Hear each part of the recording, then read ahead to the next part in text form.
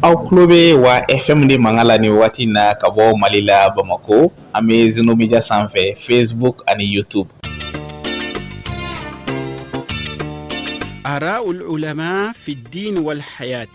دونبو كحكلا ديننا أن ينميالا آراء العلماء في الدين والحياة دونبو كحكلا ديننا أن ينميالا ويه ولنداي ميبي تاليك ديننا أني كبريولا أني سيكو أني دونغولا أني حدما دونغا ينميا تابلو بيلا جلنا آراء العلماء في الدين والحياة دونبو كحكلا ديننا أن ينميالا ويه ولنداي ميبي تمي شندي فين شروع سانفي جمعو جمع k'a daminɛ nɛgɛ kaɲa 10 na ani miniti 5 fɔɔ ka taa bila nɛgɛ kaɲa 10 ani 2 la araul ulama fi din wal hayat dɔnnibaw ka hakilila diinɛ na ani ɲɛnamaya la o ye walanda ye min bɛ labɛn ka se aw ma aw balimakɛ musa baba sila fɛ fasalu ahla zikri in kuntum la ta'lamun sadaqallahu alazim.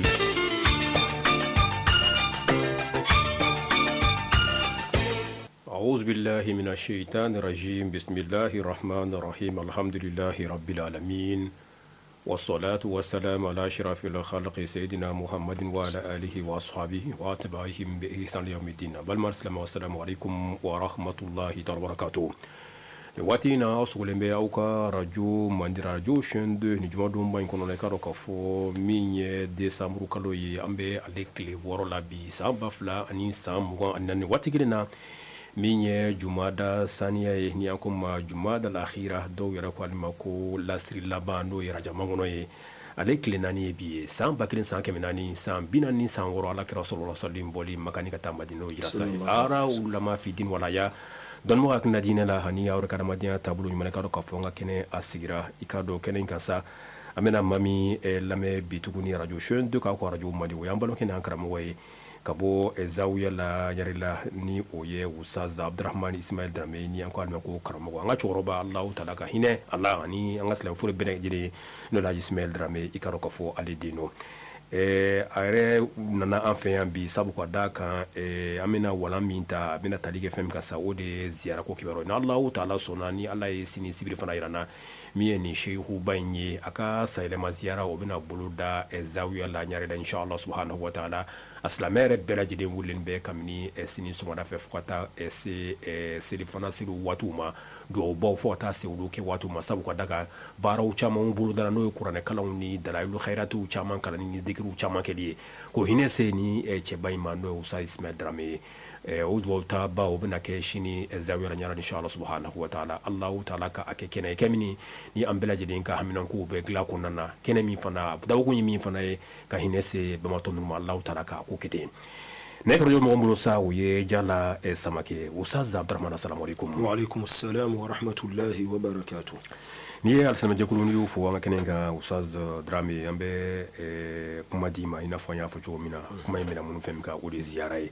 ambe ziara kuma amba a me sangani wati amadenw fana yoro chamana sankon nana mo bu sembu kono koro kata ziara u da yoro la ali do beto ko sigida wirela u takata bu kabrula ka ta ziara ne fenuke ziara nyere fen sugu me Ustaz Drame na faj mun bala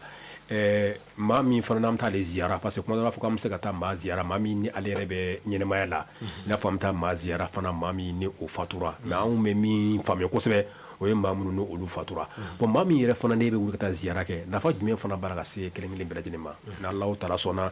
nunu nyini ngale miseni nunu inshallah subhanahu wa ta'ala alaman mi ka garske yani Ustaz Karamoko Ismail Drame amena ka dakluka bismillah. أعوذ بالله من الشيطان الرجيم بسم الله الرحمن الرحيم الحمد لله رب العالمين الرحمن الرحيم ملك يوم الدين إياك نعبد وإياك نستعين اهدنا الصراط المستقيم صراط الذين أنعمت عليهم غير المغضوب عليهم ولا الضالين آمين أستغفر الله العظيم الذي لا إله إلا هو الحي القيوم اللهم صل على سيدنا محمد الفاتح لما أغلق والخاتم لما سبق ناصر الحق بالحق والهادي إلى صراطك المستقيم وعلى آله حق قدره ومقداره العظيم صلاة تنجينا بها من الطعن والطاعون يا من أمره بين الكاف والنون برحمتك يا أرحم الراحمين ويا رب العالمين سبحان ربك رب العزة عما يصفون وسلام على المرسلين والحمد لله رب العالمين. وبعد السلام عليكم ورحمة الله وبركاته أيها الإخوة المستمعون والمستمعات أنبل ما أسلموا من ميك عن لمن واتينا cemana musoma an munu mina lamɛ waati wɛrɛw la a cemana musoma an ye bɛɛ lajɛlen fo ni silamɛya ka foli an bɔra ka dugawu minnu kɛ sisan an bɛ Alahu Taala deli Ala ka kɛnɛ in sigi hɛrɛ la ka wuli hɛrɛ la Ala ka jamana basigi ni o dugawu ye Ala ka hɛrɛ caman nati jamana in kɔnɔ ni dugawu ye Ala ka barika don an bɛɛ lajɛlen na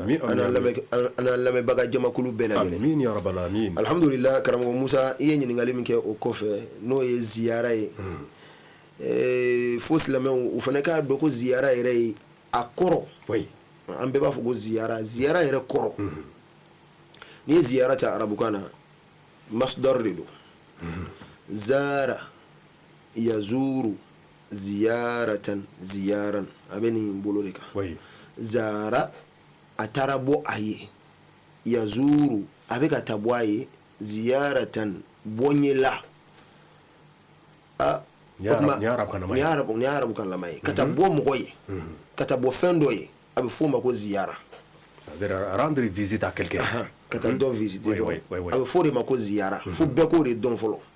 n'o dɔnna i ka laɲini ye min ye ziyara ko la i bɛ sɔrɔ k'o ɲɛɲini sisan inshallah ni y'a bugunatigɛ yɛrɛ ye n'i bɛna kuma fɛn o fɛn kan i b'a tɔgɔ ta fɔlɔ ka kuma o kan n'o dɔnna i bɛ sɔrɔ k'a dɔn min don ziyara bɛ anw yɛrɛ ka silamɛya jɔsen 5 in kɔnɔ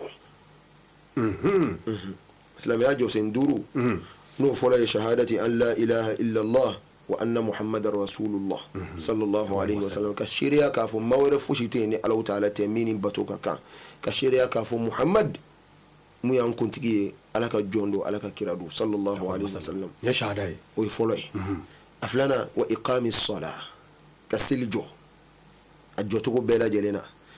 ka seliji ta tacogo ɲuman na ni seli heure sera ka wuli ka seli o waati kelen na k'a sɔrɔ i ɲɛsinen don kɔrɔ ma a sharti bɛɛ dafalen don ka seli fana kɛ ka ɲa a bɛ f'o ma ko seli jɔli a sabanan wa ita zaka ka jaga di ni maa min ka nafolo sera jaga hakɛ ma a ma ca yɛrɛ nka a bɔli ka gɛlɛn ni kun ma bari sitanɛ bɛ don a la a naaninan o de ye wa sawmi ramadan ka sunkalo sun n'o bɛ k'a sɛnsɛn ala k'a yira an bɛɛ lajɛlen kɛnɛma a duurunan o de ye ala ka so hijili hiji ziyara hiji kɔrɔ de ko ziyara ziyaratu baytillahi alharam Alahu Taala ka so min ye lahɔrɔma yɔrɔ ye ka taa bɔ o ye hiji kɔrɔ de y'o ye o ye ziyara faridalama ye o ye ziyara fana ye ziyara min kɛra danfɛn fila ni ɲɔgɔn cɛ danfɛn minnu tɛ kelen ye adamaden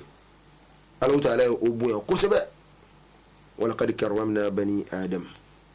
wa hamalnahum fil barri wal bahr wa razaqnahum min at-tayyibat wa faddalnahum ala kathirin mimman khalaqna tafdila wallahi aw masari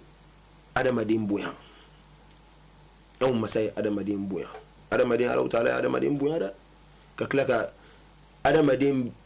bɛɛ bɛ nɛɛma sɔrɔ ni cɛ min ye k'o kɛ adamaden n'o ye alakira sallallahu alaihi wasallam qad karramna bani adama wa hamalnahum fil barri wal bahr an y'u doni gere ni ji sanfɛla bɛɛ lajɛlen na baganw dir'u ma ka kulunbaw d'an ma an b'an ka minɛnw ta ni ninnu bɛɛ ye ji ni gere sanfɛ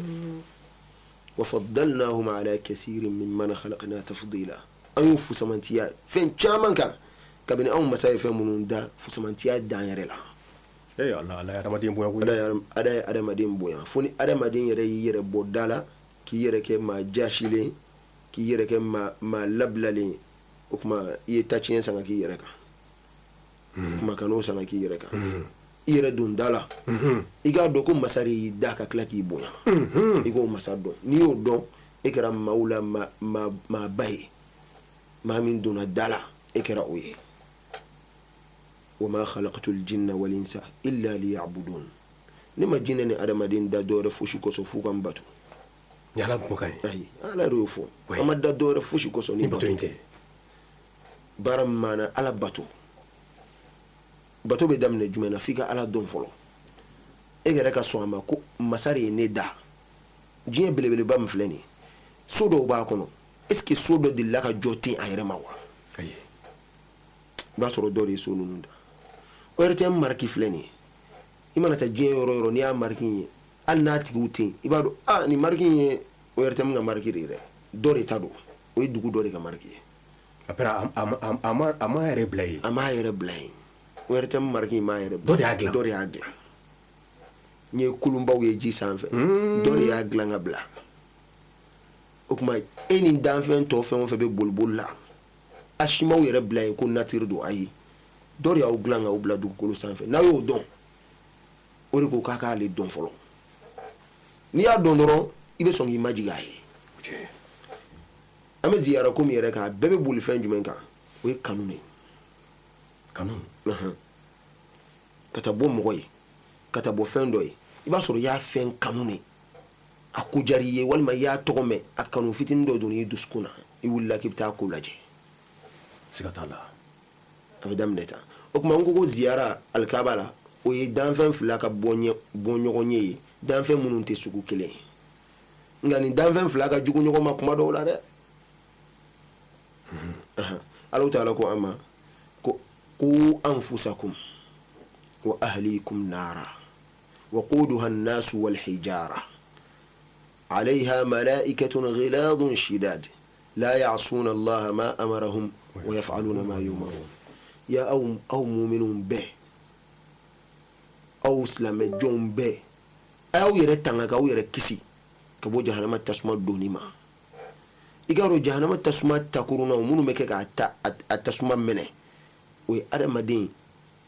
أني فراكلون فراكلون مكك أنجن e bɛ ka taa bɔ yɔrɔ min na o fana ye farakuru de ye fara de kɛra ka so jɔ wa hajarul aswadi fara de bɛ yen nka ani fara tɔw tɛ kelen ye fɛn jumɛn b'a nɔfɛ o ye barika ye albarakatu junudun barika ye kɛlɛbolo de ye Alahu Taala bolo kɛlɛbolo min don a dogolen don kojugu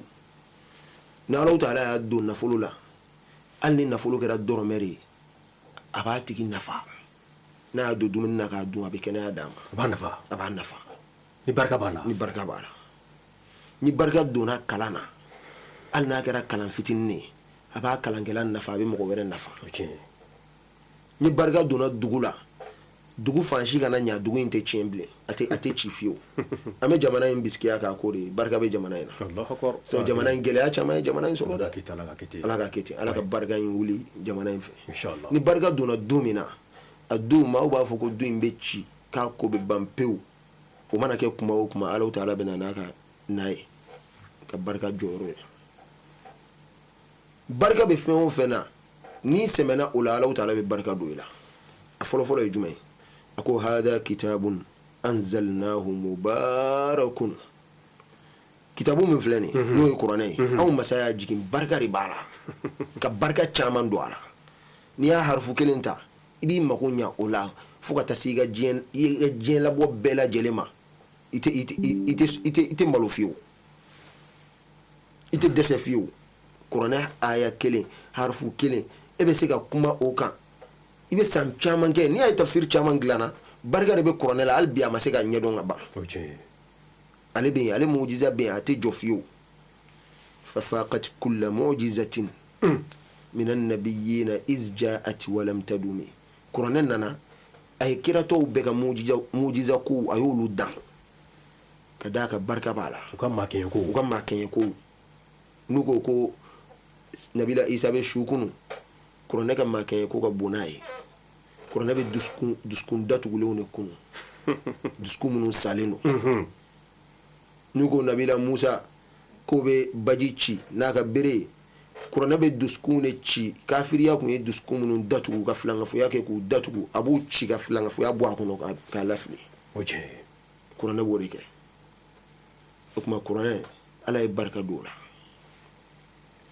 alikaba min filɛ nin ni n ko muna farakurun do an farakurun tɔw bɛɛ ye kelen bari so tɔw bɛ jɔ cogo min na a fana jɔra ten nka ala ye barika don a la a ko inna awwala baytin wudi'a linnasi lalladhi bibakkata mubarakan وهدى للعالمين فيه آيات بينات مقام إبراهيم ومن دخله كان آمنا كي قادو سوفولو مين الله تعالى وجو دغولو سانفي كو اوبي بكا وي ماكان ولي كو بكا كو مباركان كو بركه بالا او كما مكو با كرنغرن سيسان بركه دي كوسو ني توافوك الكبالا ala bi barka do yere la hajarul aswad min fana be o fana be e jata o bi jare ta ka tayira kata siriya ke ni toy ala karsana na alkabala kana tawafu kede barka do nala o kuma ni farakurun to bora nyogona sisan oui farakurun to olu ti sego ke farakurun mun meke boli anolu sim bora nyogona kanu yanhituna min aljibali buyuta ume kulu lese ko ku ka soyi farakuru mun me lese ka ke soyi anolu bora nyogona funi ala be kosuma yoro muna anolu be fara nyogonga ina fo misri be barka be yimbe oui ni ma dona misri kono doron i dona barka yoro la ala taala ko ni ma min dona yenno kana amina ko tigi be hakli sigi so kada ko nyumenga bari barka be yoro ina ni Allah ta'ala deli Allah ta'ala bi ga do jabi ni jora ga nafla seli Allah ta'ala ba nafla a baraji double fuka chaya ni nyuma ko min ke no Allah ta'ala bo nyuma jide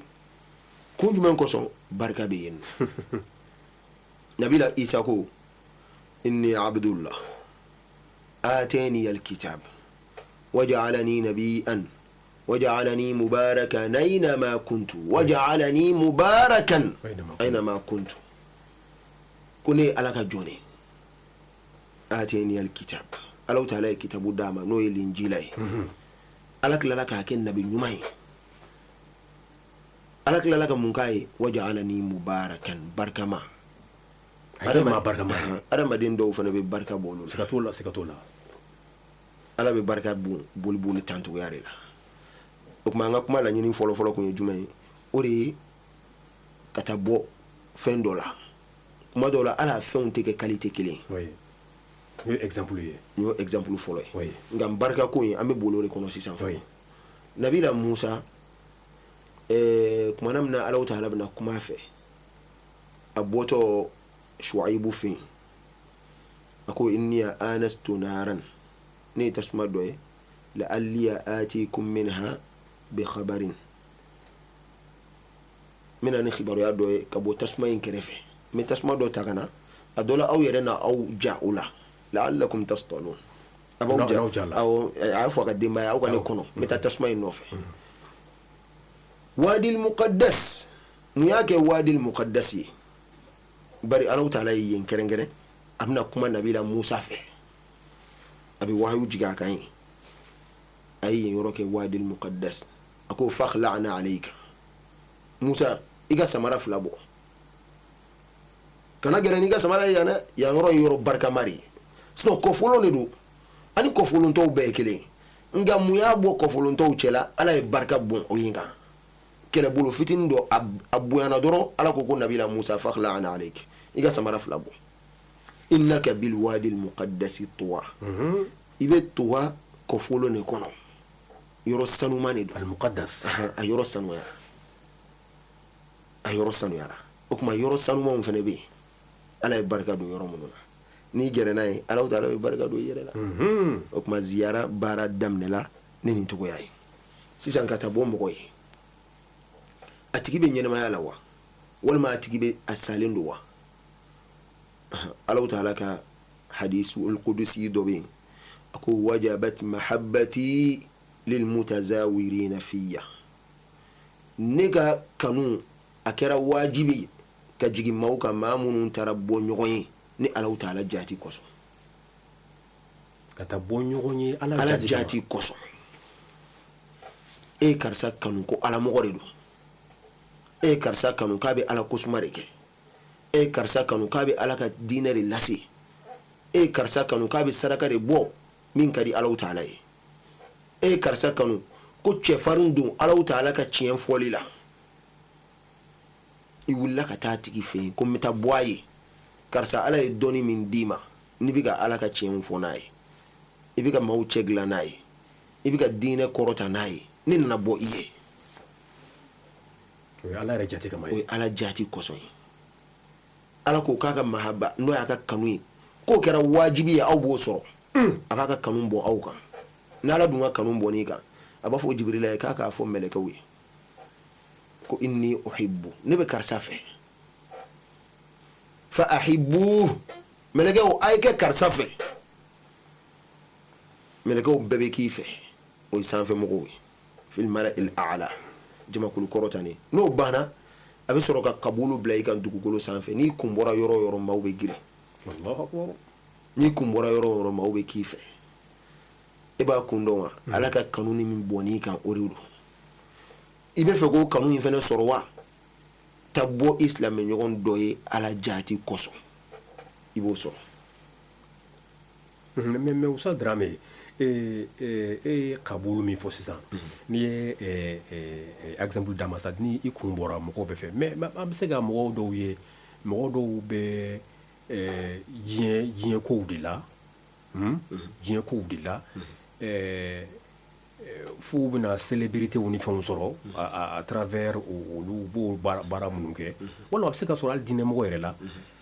n'a tigi bɔra i b'a ye jamaw ni fɛn ninnu bɛ girin mais pourtant i b'a sɔrɔ a kuma caman n'a tigi a mɔgɔ sugu dɔw ka baaraw tɛ ala baaraw ye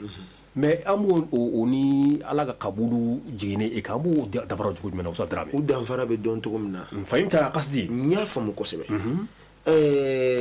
hali kafiri dɔw bɛ n'u bɔra sisan jama bɛ girin star baw kan tɛ o ma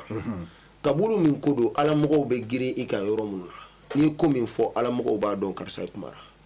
sinon kan tɛ jamakulu ma n'i ye min fɔ ala ko la mɔgɔw b'a fɔ ko karisa ye min fɔ ala mɔgɔ kumana kuma laɲini ye nin ye kuma laɲini tɛ ko bɛɛ k'a fɔ dɛ ayi kabulu bɛ diya i kan sisan n'i ye an ka kitabuw ta k'u lajɛ kitabu min bɛ kalan yan ka caya tafsir kitabu la o ye sɔwu ye n'o ye Jalalayini Jalaluddin al-Mahalli ani Jalaluddin Suyuti o fila ka kitabu faralen ɲɔgɔn kan kelen k'a daminɛ suratul kahfi la ka taa bila laban na kelen y'o dilan kelen y'a daminɛ Fatiha la Bakara la ka n'a bila suratul Isra'i la kelen y'o dilan o tuma ni fila faralen ɲɔgɔn kan kilancɛ karamɔgɔ ni kalanden de y'a dilan o kɛra Jalalayini o Jalalayini ka kabulu sɔrɔ ka se fo bi ma anw ka duguw bɛ k'a kalan o kɔrɔ de ala kɛr'u fɛ n ka laɲini ye nin de ye est-ce que kafiru bɛ Jalalayini dɔn olu t'o dɔn n'a fɔra sisan an ka misaliya ta an yɛrɛ ka jamana kɔnɔ ko dɔnnibaga karisa kumara i n'a fɔ an yɛrɛ ka cɛkɔrɔba Alhaji Sɛki Ismaila Dramé n'a ye kuma min fɔ silamɛya ko la i b'a sɔrɔ mɔgɔ caman b'a fɔ ko n y'a mɛn Sumala Dramé da tan parce que o b'an kɛrɛfɛ quoi o ye kabulu le o ye kabulu o ye misaliya nɔgɔma ye c'est-à-dire u b'a kɛ masdar mawsuq yani mawsuq o ye kabulu ye sinon k'a sɔrɔ karamɔgɔ caman de bɛ yen nka k'e kelen ka kuma ta tan cogoya la k'i bonya ta o ye kabulu ye oui la même chose i y'o min fɔ a bɛ se ka hali mɔgɔ wɛrɛ bɛ se k'a fɔ hali n'o dɔn bɛ ni karamɔgɔya minɛn kɔnɔna ye n'o y'o fɔ mɔgɔw tɛ ba don la bari kabulu ma d'i ma n'i ye salatuw lajɛ an ka jamana in kɔnɔ salatul fatihi fanga bonyana kosɛbɛ ka da kun jumɛn kan kabulu de b'a la bari minnu y'a dilan ala ye barika don a la dalailul khairat ale kitabu bɛ kalan a ka ca kabulu de nana a la Alahu Taala kɛra a tigi fɛ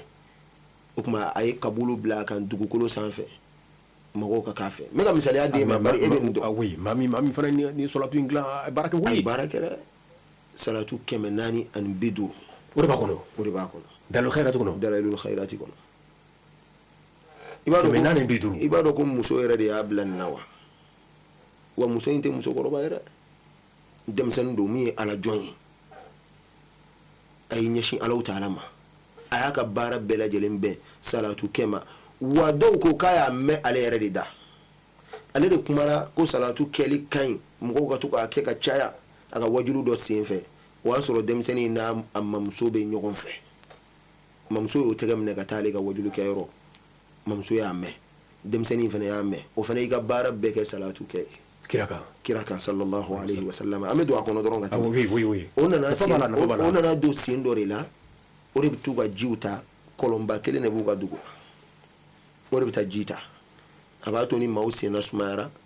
a bɛ taa ji ta a suturalen bɛ bɔ ka taa npogotiginin jurufilen bɛ k'a bolo kuma dɔw la sen dɔw la ale ka salatu kɛ cayara kosɛbɛ a nana gɛrɛ kɔlɔn na nin don o y'a sɔrɔ jurufilentigi tɛ yen ale ye yɔrɔ bɛɛ lajɛ jurufilen fosi t'ale yɛrɛ bolo ale nana ji ta la peresebagatɔ a nana biri kɔlɔn kunna k'a bɛ a layɛ ni jurufilen dɔ bɛ yen a ma jurufilen sɔrɔ n'ale para ɲɛ kelen ta a b'a fɔ Allahumma salli ala sayyidina misaliya la a b'a fɔ Allahumma salli ala sayyidina Muhammadin wa ala ali sayyidina Muhammadin wa sallim o ye misaliya de n t'a a tɛ ka nin salatu in fɔ dɛ mais n bɛ ka misaliya a mana sen para ɲɛ kelen ta a b'o kɛ a kun birilen tora kɔlɔn kunna a ko Allahumma salli ala sayyidina Muhammadin wa ala ali sayyidina Muhammadin wa sallim a daji tuna kɔlɔn daji tulen kɔlɔn kɔnɔ kɔlɔn ji de funna ka yɛlɛ fo kana se kɔlɔn da la ale yɛrɛ bolila ka bɔ yen nin kɛra ko ɲuman kosɔn kɔrɔni daji min tura o de nɔ ye nin ye wa n'o nɔ don i jɔ k'a lajɛ tuguni a gɛrɛna tuguni a ye salatu in fɔ siɲɛ kelen k'a daji tu ji poyira tuguni o cogoya kelen na ka yɛlɛ fo kana se kɔlɔn dawolo la a ko ne ye n ka ji bɔlan sɔrɔ ne ni jurufilen tɛna bilen a y'a kɛ siɲɛ 3 k'a lajɛ a sɔnna a y'a ka filen fa ka segin a kelen de tun bɛ taa a y'a ka filen fa ka taa so a taalen so a tora a ka salatu kɛli la a fana ma fɛn fɔ mɔgɔ ye bari ala ka gindo dɔw bɛ yen ka to k'olu da kɛnɛ kan a bɛ na ni kafiriya ye ko ifsha'u sirri rububiyya kufrun ala ya gindo dɔw bɛ yen n'ala y'a d'i ma a dogo a garde i ni Alahu Taala cɛ nin sen min yɛrɛ kumara a kan n'o ye Muhammad bin Suleiman al-Jazuli ale fana ye kalandentigi de ye nka ni ala bɛna maa jarabi ka fɛn dɔ d'i ma a bɛ kabakoba dɔ k'i ye a don kalanden caman de bɛ karamɔgɔ bolo Jazuli bolo kalandenw de bɛ selijiw ta ka n'a bila ale dan ye dɔrɔn ka selila ka ta ka seliji ta nin don kalanden bɛɛ ala ye bɛɛ labɔ kalanden foyi tɛ yen denbaya tɛ yen mɔgɔ tɛ yen ale ka selila ka fɛnɛ kɔnɔ ji t'a kɔnɔ olu ye maa minnu don u t'u yɛrɛ yaada ni maa yaada ci dɔ kun don a kun b'i sigi fo ka mɔgɔ dɔ sɔrɔ a yɛrɛ wulila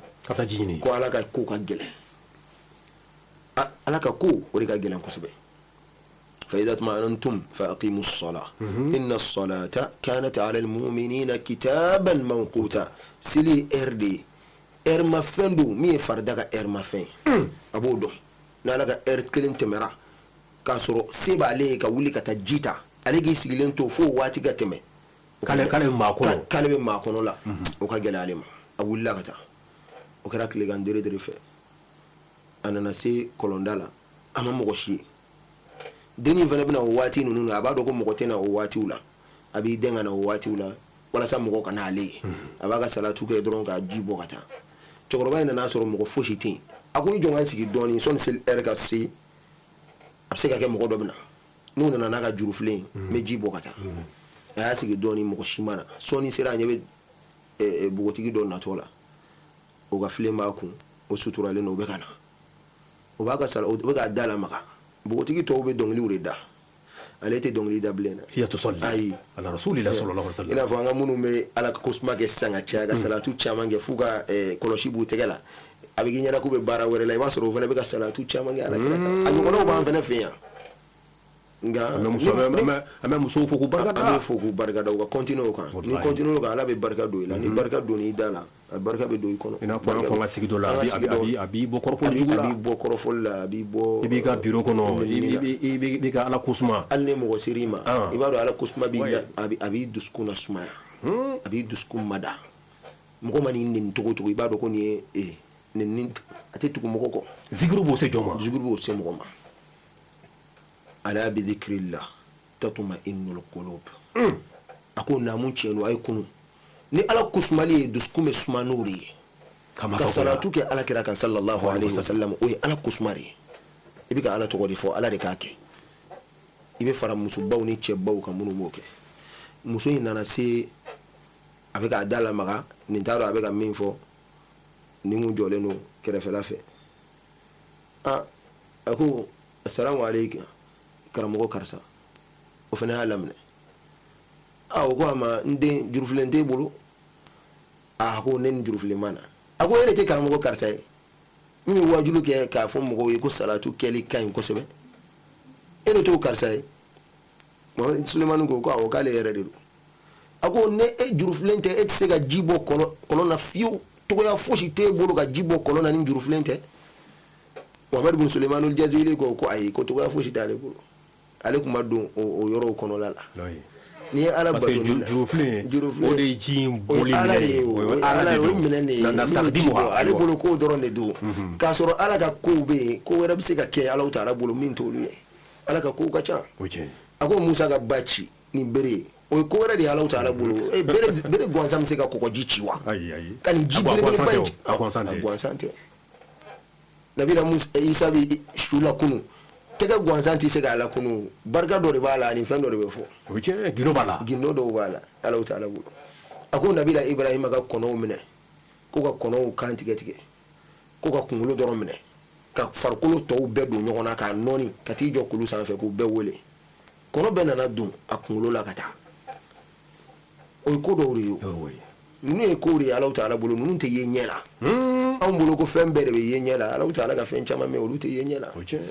ذلك الكتاب لا ريب فيه هدى للمتقين الذين يؤمنون بالغيب قرآن من فلاني أي قرآن كما فلو دم نفاتي أكو في ألف لام ميم على ربو قرآن ذلك الكتاب لا ريب فيه نين كتابهم فلان قالون أن السيكا كسكلين تعالى هدى للمتقين كانوا على نسرين جون بي الذين يؤمنون بالغيب من بل من يعني كودو غلوني كودو غلين شاما مي الله تعالى برو jino be antuye ghaib ay olute ye en fait o to yara dara jinnu kada uga dogore ka meleke ube be ma chango luere abi yek ma kelengele onela kam meleke ya to yara la o joma cha aljina be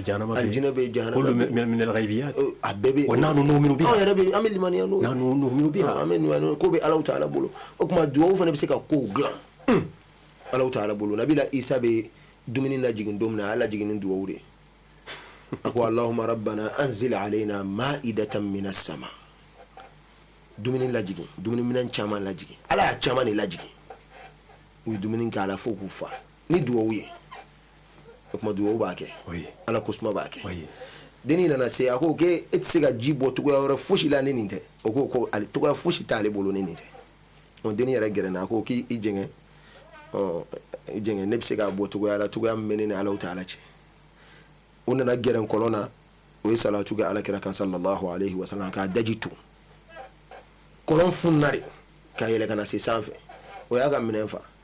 ako mfa itini ga minen fa soni ji nga segi ngata nola soni sa be segi na ama yere buya ay yere buya na ko mte fushi soro yere buya jugu jugu bari do iblisa halakira wulila khalaqtani min narin wa khalaqtahu min tin yene daga bo tasmala ne ga boni an fa adamai ala ne te sujudu kai abada ala de go ikake e bana ka ke ki ba imtisaluma abana ma ala taala fa na atachi ala kan kisi yere boyam amin choroba ingerena atara ga tasalifa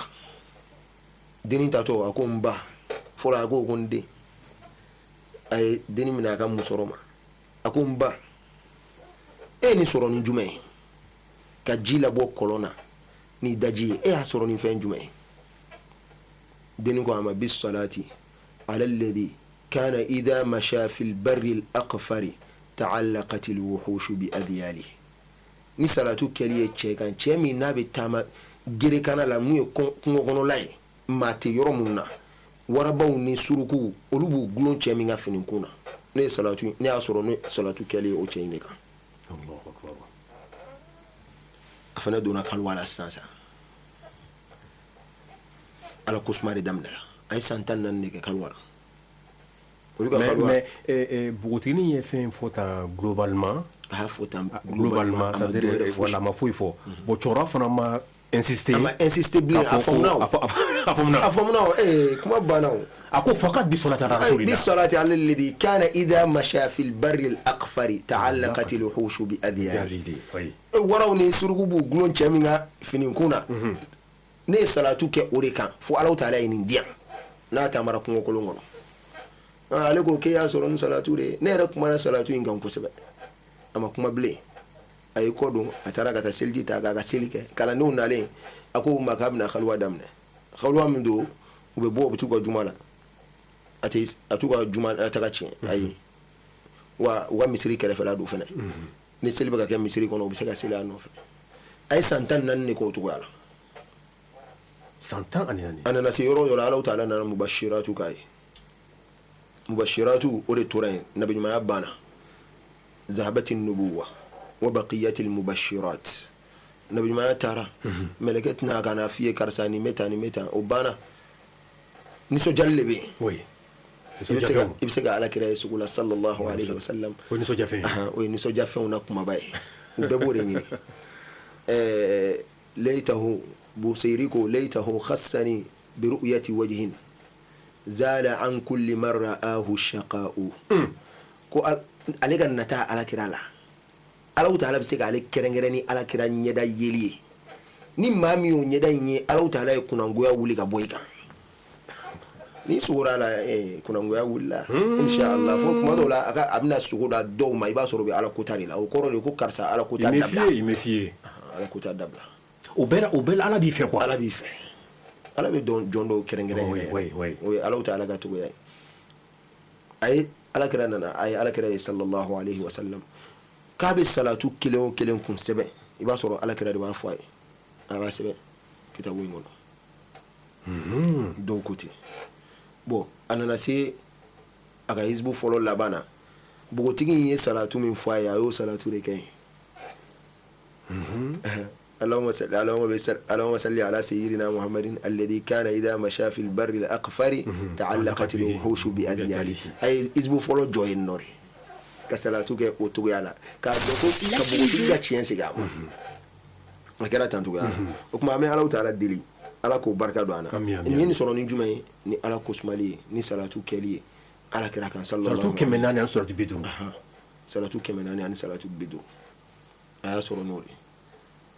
Muhammad ibn Sulaiman al-Jazuli muso de y'a to a y'a sɔrɔ Allahu akbar Allahu akbar alma korbate denmisɛnnin o kuma ni yɛrɛ y'i cɛsiri salatu kan ala bɛ fɛn ba k'i yɛrɛ ye min ka bon ni nin bɛɛ nka anw ka ala deliw ti jaabi kun jumɛn na an hakili bɛ fɛn wɛrɛw kan min tɛ Alahu taala ye nabila Musa alayhi salam sen dɔ la a tɛmɛra cɛ dɔ la cɛ in bɛ ka ala deli a bɛ ka ala deli a bɛ ka tɛgɛ jan a bɛ ka kasi a bɛ ka fɛn minnu fɔ a ye waati jan kɛ cɛ in tɛ k'o si sɔrɔ nabila Musa dun bɛ tɛmɛ ala kuma bɛɛ a bɛ ala deli la ten nabila Musa taara se Alahu taala ma ko ala ni cɛ in ka mako tun bɛ ne bolo ne tun b'a dilan a ye ala n'a mɛn ni delili la bari ale bɛ kuma Alahu taala fɛ wa kallama Allahu Musa taklima Alahu taala kumara Musa fɛ kuma la min ni Musa bɛ bɛn Musa yɛrɛ bɛ se k'a jaabi cogo la min ni Musa bɛ bɛn Alahu taala a b'o kuma cogo kɛ a y'o kɛ Musa ye nabila Musa ko ala ni cɛ in ka dugawu tun bɛ ne bolo k'a jaabi tun bɛ ne bolo ne tun b'a jaabi a ye tellement ka mini nɔfɛ ala n'a y'i deli Alahu taala ko Musa ma taa fɔ cɛ ye k'a dusukun b'a ka baganw de kan bagan dɔw b'a bolo olu ti yan yɔrɔ in na dɛ olu bɛ kɔfɛ a dusukun dalen no olu le kan est-ce que fɛn minnu sɔrɔ wa fɛn t'u sɔrɔ wa a haminen no n'o dɔrɔn de o de b'a dusukun na mais a bɛ ka ne deli a bɛ ka kasi ɲɛji fu de la k'a ka dusukun b'olu kan a k'i ɲɛsin ne Alahu taala ma a bɛ fɛn min fɛ m'a d'a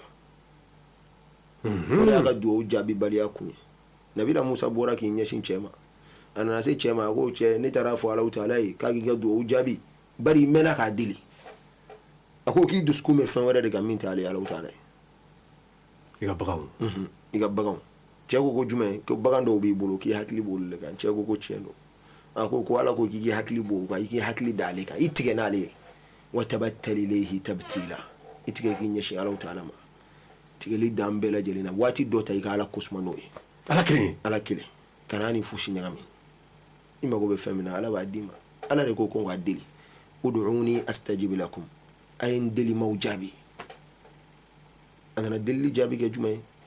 وإذا سألك عبادي عني فإني قريب أجيب دعوة الداعي إذا دعاني فليستجيبوا لي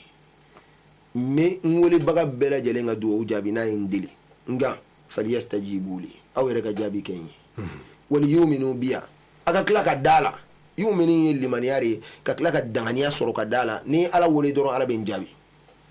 ادعوا الله على كراكوتي صلى الله عليه وسلم اي الله تعالى ديري وانتم موقنون بالاجابه كسر او دغانيا لنو ني دو جابي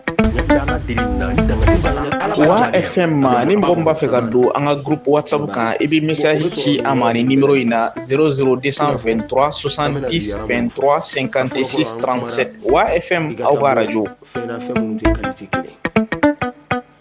aflana katabo adamadin woreye mimbe nyene mayala akake John Koson Allah Taala jati Koson akake Jumen Koson tuguni sinji tugu Koson feneka bona akake Jumen Koson karsa neka karamogo do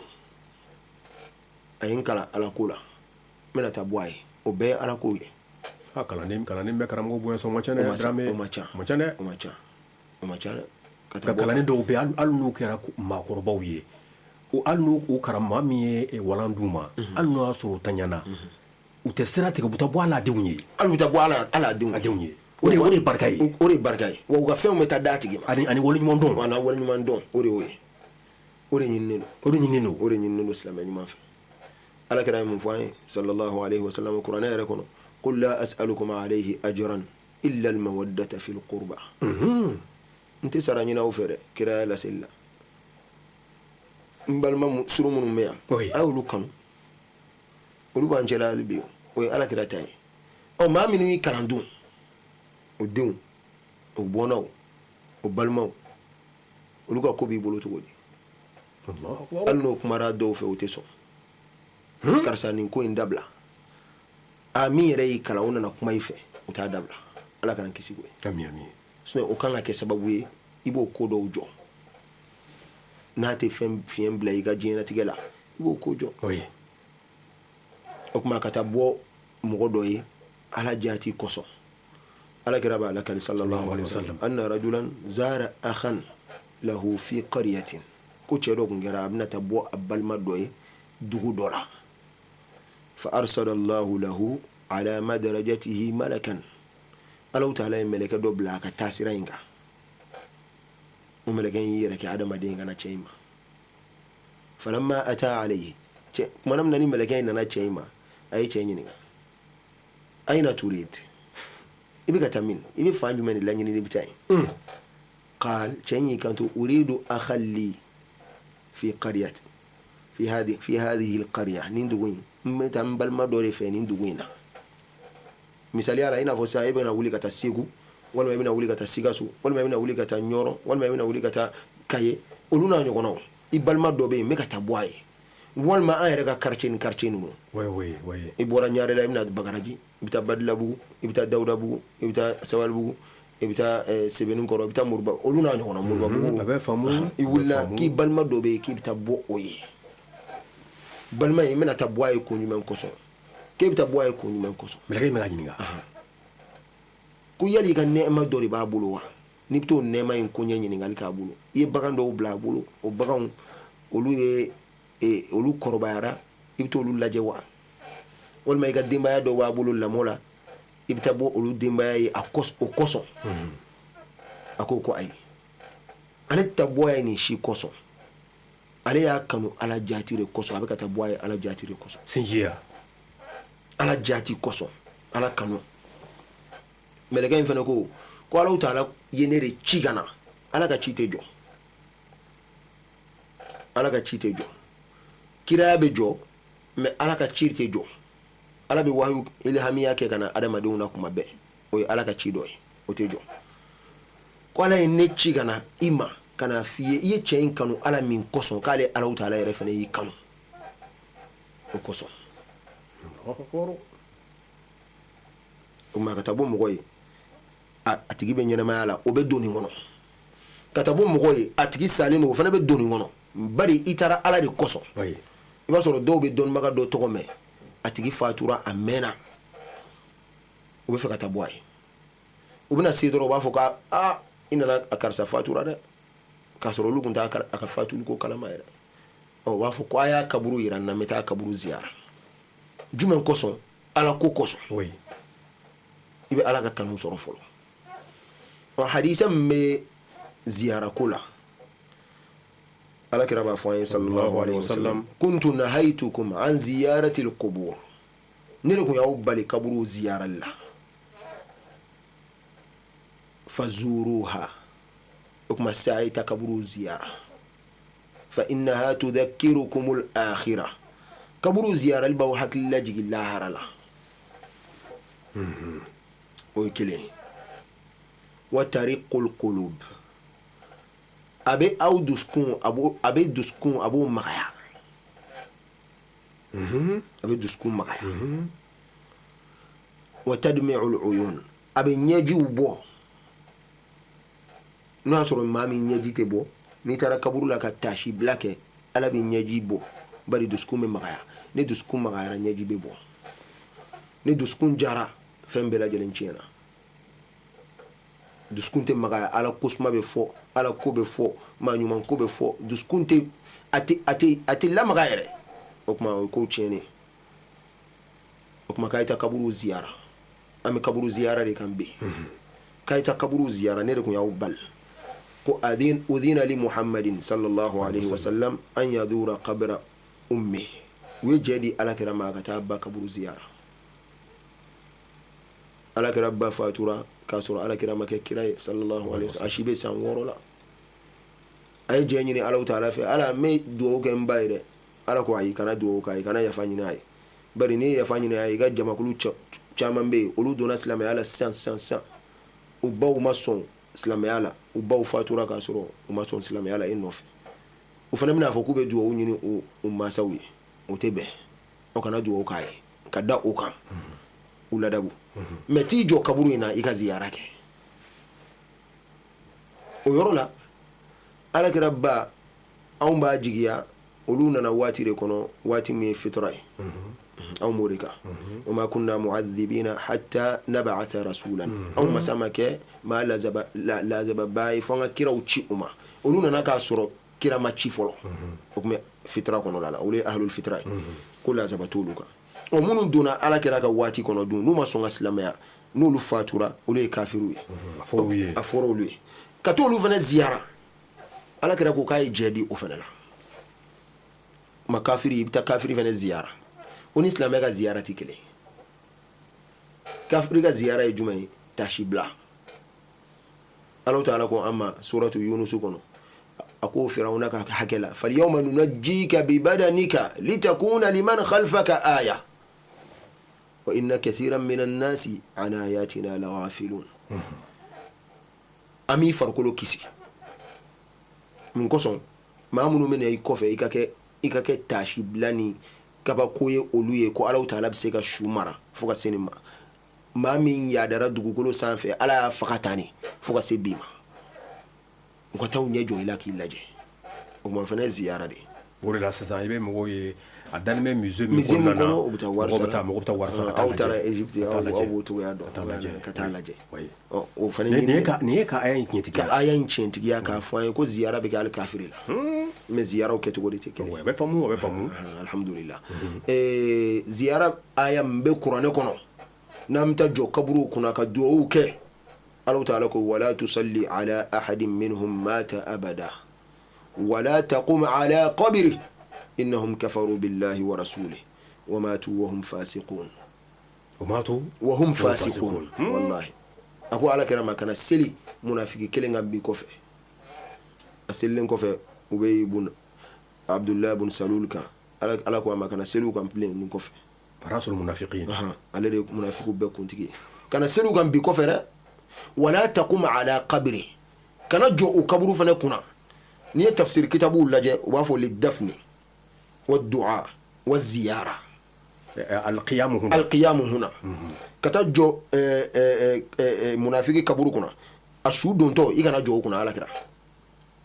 كده كان تو كبرو زيارة على كده كان تدعو كو كبرو لا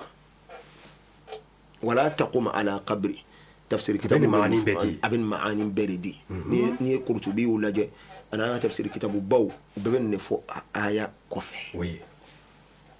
كم نكسون انهم كفروا بالله ورسوله وكافر على ناكا كيراريما وكما كافري دوتكو كبرو كنا كافري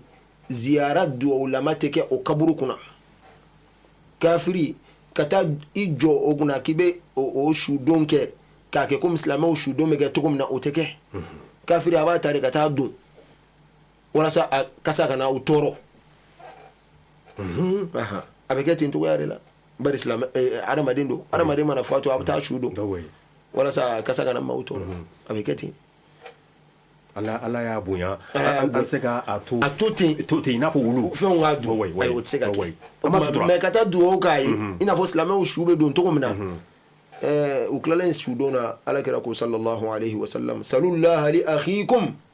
fa innahu al'ana yusal ay ala ta'ala dili aw bal make karsay sisa melego bina nyininga ay ala dili ay ala kira ma ala dili kelen fo sallallahu alaihi wasallam asbatilinu ay ala dili aw bal make karsay sallallahu li akhikum sisa abina nyininga ala dili kelen mafo okuma me fatiya munun kala abdullah ibn umar ko ne sus fatura ay kona ya katana ay kaburula na tara na ay kaburula ay fatiya kala kungulo kuna akana bakara laban kala siyunguna bakara laban o na yo kala siyunguna ko Allah ta'ala be hina sayama alika kuma reni abdullah ibn umar sidna umar dinge ako idha mata ahadukum fala tahbisuhu واسرعوا به إلى قبره وليقرأ عند رأسه بفاتحة الكتاب وعند رجليه بخاتمة سورة البقرة في قبره كاتوا كبرولا عبد الله بن عمر ينفو طبراني على كل ما إيه ربولو وبدمنا آية جمنا سام بدمنا آمن الرسول بكرة آية فلا وآية فلا لبان نيجورا كبروكنا أقول ينفع سورة الفاتحة كلام شيء بسم الله الرحمن الرحيم الحمد لله رب العالمين الرحمن الرحيم ملك يوم الدين إياك نعبد وإياك نستعين اهدنا الصراط المستقيم صراط الذين أنعمت عليهم غير المغضوب عليهم ولا الضالين ابن كلام شيكله نانترا شودون غبا وبان يمرو كاي فاتيا كلام شيكله نينكوسوندو نو بانا ابتي جو اسيا فانا آمن الرسول بما أنزل إليه من ربه والمؤمنون كلنا آمن بالله وملائكته وكتبه ورسله لا نفرق بين أحد من رسله وقالوا سمعنا وأطعنا غفرانك ربنا وإليك المصير لا يكلف الله نفسا إلا وسعها لها ما كسبت وعليها ما اكتسبت ربنا لا تؤاخذنا إن نسينا أو أخطأنا ربنا ولا تحمل علينا إصرا كما حملته على الذين من قبلنا ربنا ولا تحملنا ما لا طاقة لنا به واعف عنا واغفر لنا وارحمنا أنت مولانا فانصرنا على القوم الكافرين ابن كلام أسيان فانكنا عبد الله بن عمر ينفو عليه صحابي okumana koro ali mɔgɔ minnu n'olu mansaw dalen bɛ u ka kaburu don n'a sɔrɔ dɔw bɛ se ka jateminɛ chaque vendredi ka taa ziyara anw bɛna se o ma mais wala n'a ye a kɔnɔ bonyana wa yɛrɛ ma kosɛbɛ non c'est très bon olu bɛ se ka duwawu kɛ i bɛ se ka nin duwawu kɛ n ka b'o de ma oui a nana riwaya la ko man zara qabra abawayhi aw ahadihima yawma al-jumu'ah faqara'a indahu surata yasin koni maami ya fana ba kaburu ziyara jumadun walma kelen ne fatura ula kelen ma fatu folo itara kelen kaburu ziyara jumadun iye suratu yasi kala o tigi kuna ko Allahu ta'ala be yafa o shuma wa khaffafa Allahu an dhalika al-qabr Allahu ta'ala be fege yalke ka bo o kaburu fana kono lamma wa yere to ko be seben kutiba birran ko karsa iye du o dinya so o bɛ sɛbɛn i tɔgɔ la i n'a fɔ cɛ musoba dɔ tun bɛ yen u bɛ musoba in wele ko rahiba a tun bɛ iraki yan fan fɛ rahiba ala n'a ye Alahu Taala bato u y'a da la ko rahiba abida ala bato baba a tɔgɔ dara ten a denkɛ de ye usmani denkɛ in ba fatu kuma selen ba ko ya zukhri a donnen sigara la bari ba kun ye ala jɔnba ye ala batola ba don a ko ya zukhri wa zakhirati wa ya man alayhi i'timadi fi hayati wa ba'da mauti a ko ala e de ye ne ka lasago fɛn ye ne kɛlen don ka fɛnba min bila n yɛrɛ ɲɛ lahara e ala de y'o ye fɛnba min bɛ jɔ ne ye kaburu kɔnɔ e ala de y'o ye wa ne ye n sinsin masa min kan n ka diɲɛnabɔ la ani n ka lahara sigi la o de ye e Alahu Taala ye la takhzulni inda al-maut ala i kana ne maloya n saya kuma ka n yɛlɛma ka bɔ silamɛya kan o ka jugu dɛ an bɛ dugawu kɛ kuma bɛɛ ala k'an laban ɲa laban ko juguya ma ɲi dɛ a ko ala i kana ne lamaloya fiyewu k'an labila a bɛɛ b'o de bolo ala k'an bɛɛ lajɛlen laban an n'an lamɛnbagaw bɛɛ a ko wala tuwahishni fi qabri ala i kana ɲɛnafin bila nan kaburu kɔnɔ a ye nin fɔ dɔrɔn a ko la ilaha illallah musokɔrɔba nin binna denkɛ de ye nin lakali a y'a lakali cɛ min bɛ k'a lakali a ye o ye Abdurrahman ibn al-Jawzi ale ye san 500 maa don hijira kɔnɔla la u taara musokɔrɔba su dɔn denkɛ in fana tora juma o juma a bɛ taa ziyara kɛ ba la a seko ye sura min a b'o kalan i n'a fɔ suratu yasin ani fatiha ninnu ani aya minnu mana k'a se a b'olu kalan ba kunna ani salatu minnu mana k'a se a b'olu kalan k'ala k'o hinɛ se ba ma a mana tila a bɛ taa a mɛnna ale bɛ fɛ ka ba ye sogo la a tɛ ka se ka ba ye fo san 1 ɲɔgɔn na a nana sogo ka ba ye juma su dɔ fɛ a ye ba fo a ko assalamu aleyki ya ummi ba y'a laminɛ a ko n ba o kuma saya ko in bɛ cogo di kaburu bɛ cogo di ne mɛnna k'e ɲinina ma se k'i ye a ba ko a ma inna lil mauti la kurbatun shadida n den saya dusukasi gɛlɛnbaw bɛ saya ye gɛlɛyaba de bɛ saya la saya ka gɛlɛn dɛ a ko wa ana bihamdillah nka ne n bɛ Alahu Taala tanu a nɔgɔyara ne ma anw bɛ da dara ɲɛmisɛnw de kan yan u bɛ kungorodonnaw de d'anw ma kungorodonna ɲumanw an ka barzakhu kɔnɔla la yan anw bɛ lafiya de la yan ne bɛ lafiya de la a ko ba ma ala k'i haja yali mako dɔ b'i la wa n'i bɛ min fɔ n ye bi sɔnni an ka fara ɲɔgɔn na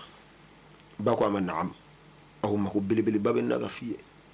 parce que olu sara olu tɛ baara kɛ bilen olu tɛ baara kɛ bilen o ayi ni maa sara ka ban alakira ko baara bɛɛ jɔra idha mata ibnu adam inqata'a amaluhu illa min salas ko ni adamaden fatura k'a ka baara bɛɛ jɔra fo n'a bɔra baara saba la baara saba in e min bɛ ɲɛnamaya la ani min fatulen don a bɛɛ ka baraji ye kelen ye o la sadaqatin jariya a fɔlɔfɔlɔ ye saraka i ye min bɔ min bɛ boli i nɔfɛ ka kɔlɔn dɔ sen walima ka fontaine dɔ dilan walima ka château dɔ dilan bi o de ka nɔgɔ forage belebeleba dɔ dilan mɔgɔw kana ji t'a la k'a jɔ ka di dugu ma k'a jɔ ka di bɛɛ kana ji ta ne yɛrɛ bɛ maa caman dɔn olu mana yɔrɔ o yɔrɔ jɔ a bɛ woromɛnɛ kelen bila a ka da la mɔgɔw kana ji ta ala kama ni baraji ka bon ko ye alakira ɲininka de sallallahu alaihi wasallam ayu sadaqati afdal ko saraka jumɛn ka fisa ka tɛmɛ saraka bɛɛ kan a ko saqiyul ma ko ka ji di maaw ma u ka min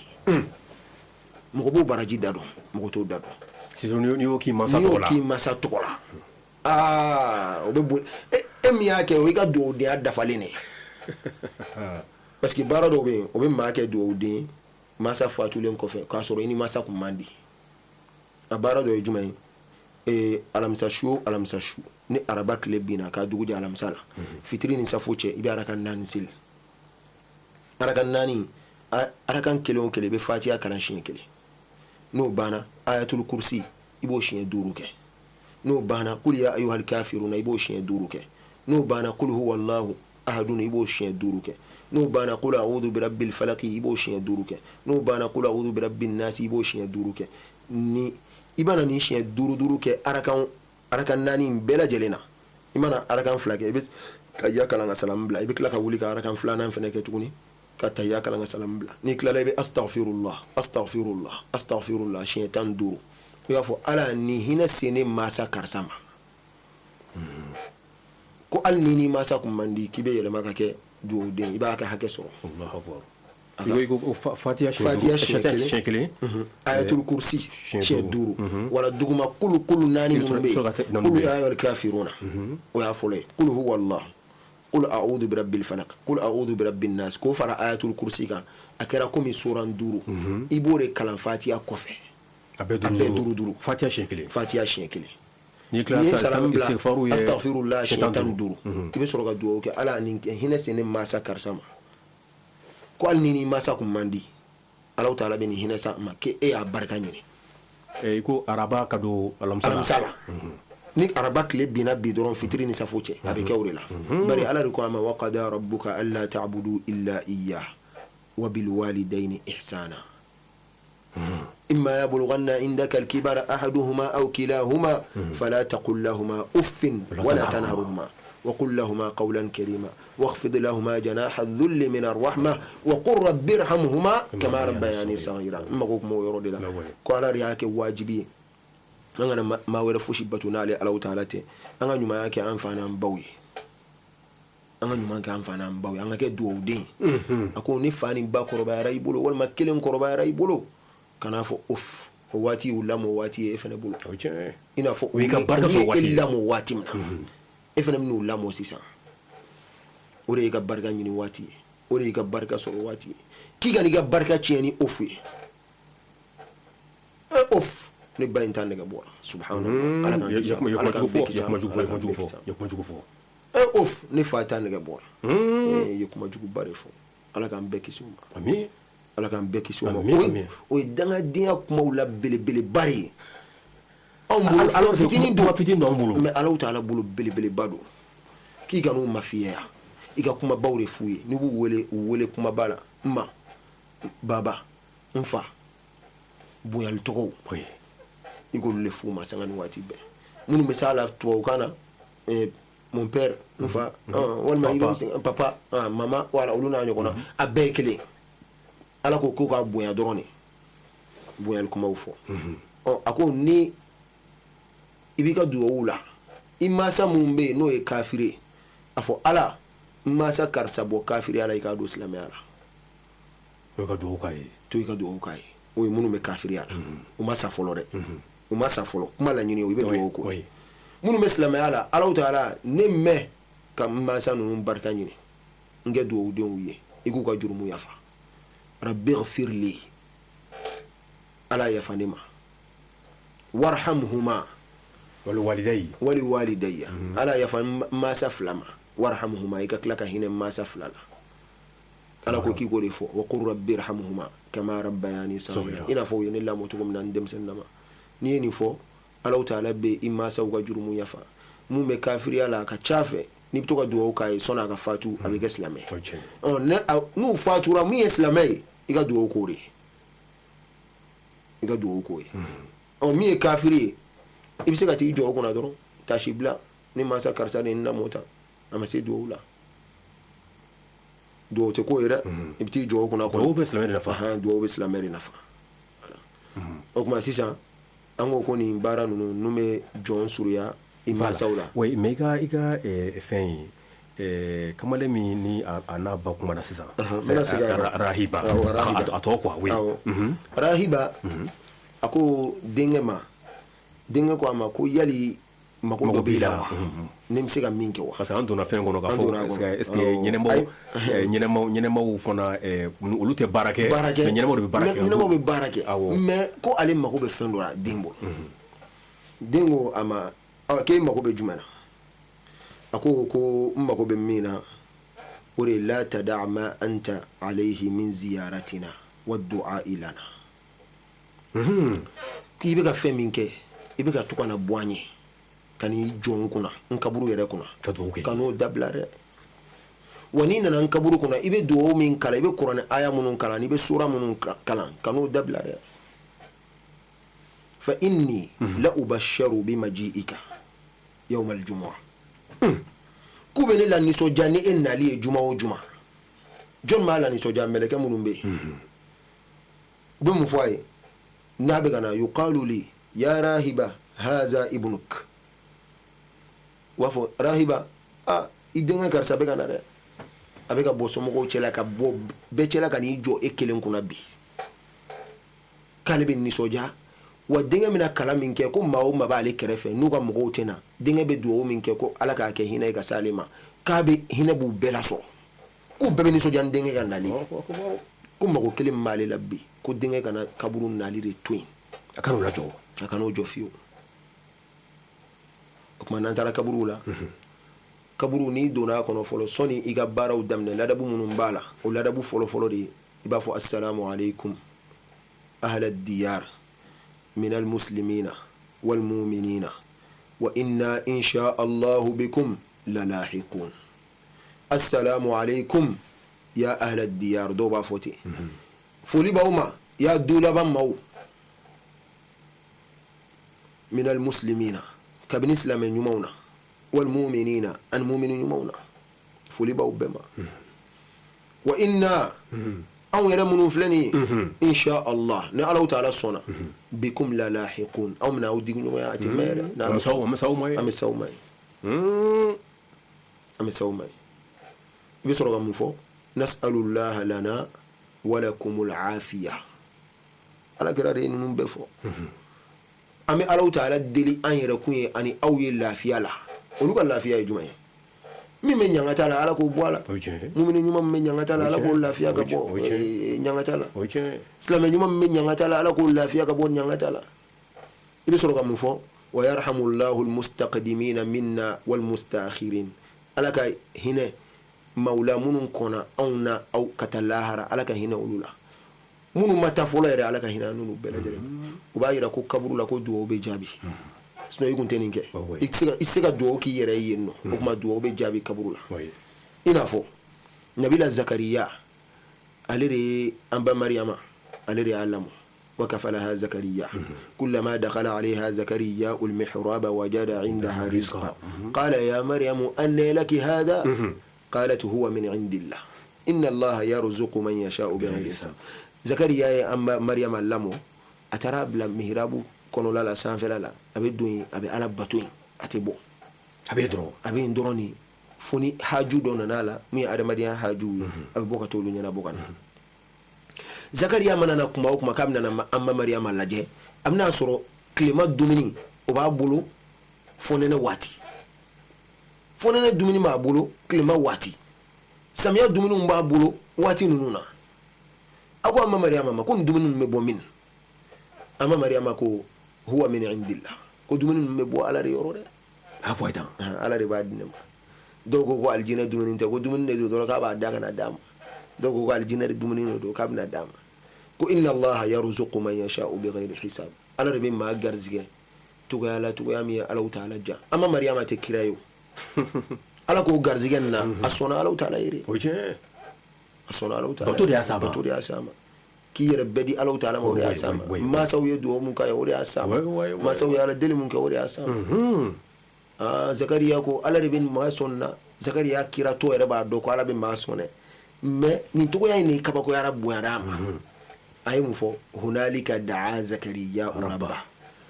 a ma jigin ka taa so kɔnɔ dɛ mariyama bɛ yɔrɔ min yɛrɛ la yen dɛ a y'i to yen i b'a sɔrɔ nin duwawu bɛ jaabi yan ne a ko ala ne sɔn den na koyi ala ne si kɔrɔbayara ne tɛ den sɔrɔ bilen a sera hakɛ ma a tun tɛ se ka den sɔrɔ bilen a kɛra cɛkɔrɔba ye a furumuso o fana denso datugura o fana kɛra musokɔrɔba ye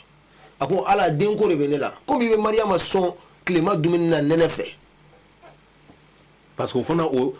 an ka adamadenya faamuyali la o ye mustahilu de ye o ye mustahilu de ye c'est impossible a ka gɛlɛn o tuma sisan ala ne fana sɔn mustahilu dɔ la ne mago b'o la o de don wa yɔrɔ la i ye mariyama sɔn yɔrɔ min na dɛ o yɔrɔ in ye duwawu jaabi yɔrɔ ye hunalika da'a zakariya rabba qala rabbi habli min ladunka dhurriyatan tayyiba zuriyat nima min gasano innaka sami'ud du'a ala re do meli masay kuma amta jo kaburu nunun kuna anti da kaburu delle ayi amta ala re deli bari do be jabi kaburu nunun ala de deli ala re deli nan tara al kabala ko ba de bolo ko be ala ta ala re bolo amana ta al kabala anti ta ala ta ala deli al kabala amta jon deli ala wa ala banga do jabi ibi tega ja al kabala ala ni son iba ma fo ko multazamu yorobin ibnu minaka ala deli ala bi jabi sayna fo ya fo sa so nunu jolen be abena fo anga so jor so ne faro anti ka ta al kaba deli ay anti ta al kaba deli amul deli fali ya'budu rabb hadha al bayt o koso ay suima ayuri batu ako deli o bawso o kuma nan tara kaburu la imana foli nke ka ban o kaburu kono mogo be foli inna nyeshi mima no asoro ifare do ibni siga kuna iba fo assalamu alayka ya abi ina fo abdullah ibn umar kuma ke to kuma amana si ala kirama gafu assalamu alayka ya rasulullah assalamu alayka ya nabiy allah assalamu alayka ya khayra khalqillah ashhadu annaka qad ballaghta ar-risala wa addayta al-amana wa jahadta fi allahi haqqa jihadi hatta ataka al-yaqin amana nufo abi sayyidina abubakar fo assalamu alayka ya abubakar as-siddiq khalifata rasulillah amana ufo abna gira fala ba fo assalamu alayka ya abi aba fata tani ya foli bi ma yani fa ya abi o ni tari ba fene kaburu ziyara foli bi ma ya ummi ya mba e ba fote ni to bi se ka ta to ma me e bi tata igme fa ya min fo ma ni be ba ya min fo ma e bore fo ina fo aba Ja'far al-Mansur ni al-Imam Maliki nyogon soro misiri kono sindola Madina misiri kono kuma uchara kawme ka korota al-Imam Maliko la tarfa aswataka fawqa sawti an-nabi kani ikan korota ala kira mangan sanfe misiri kono bari ala ya fanye qur'ane kono ay ma do ladabu nay ya ayyuhal ladina amanu la tarfa'u aswatakum fawqa sawti an-nabi ko ya aw mau aw mun go gawli man yara ala kira mangan sanfe akana so akanga korota ala kira san sallallahu alaihi wasallam willa da buri na ala kira bika kuma ikanga na buyana ikama majigi akan jugoro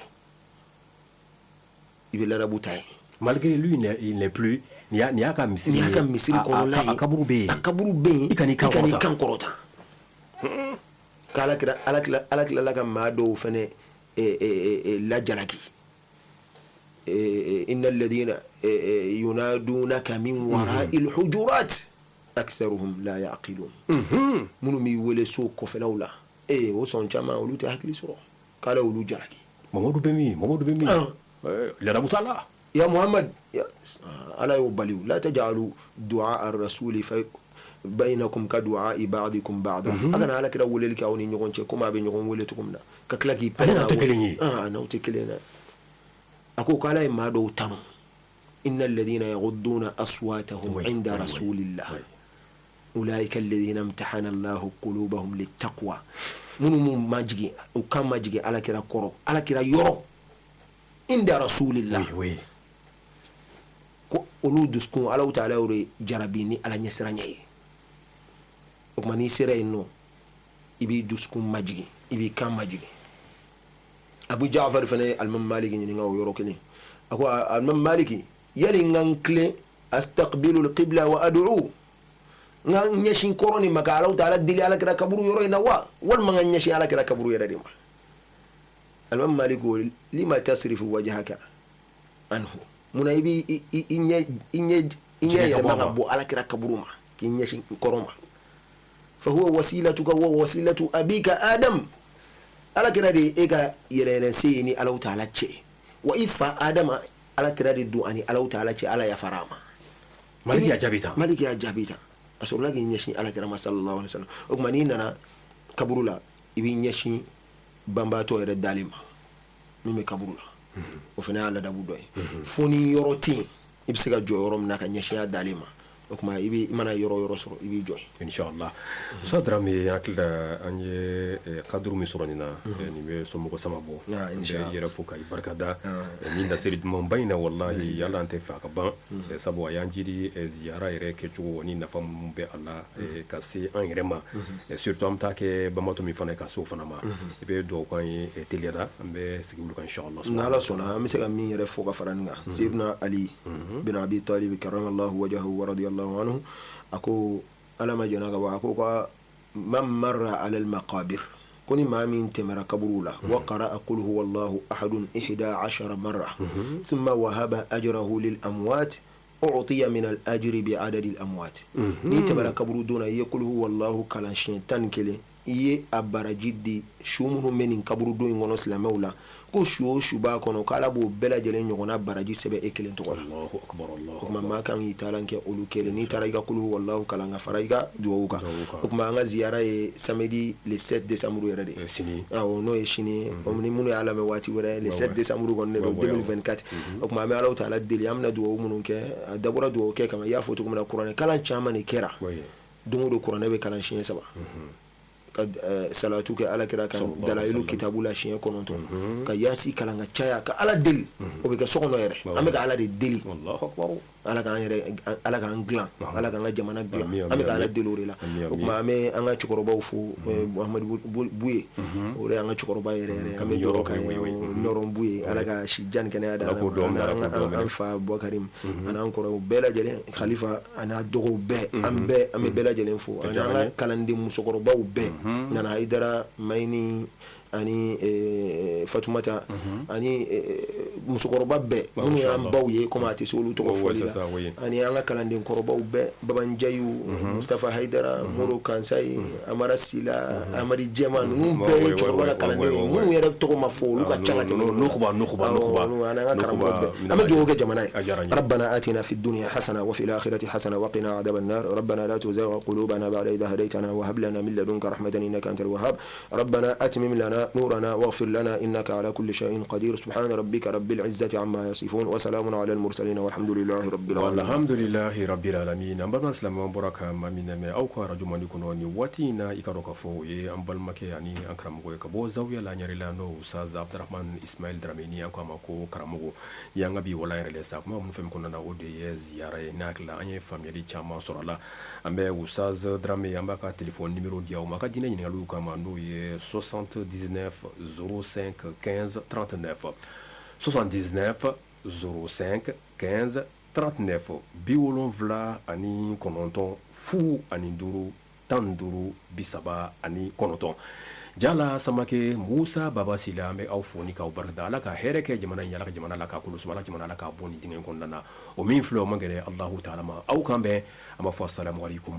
wa rahmatullahi taala wa barakatuhu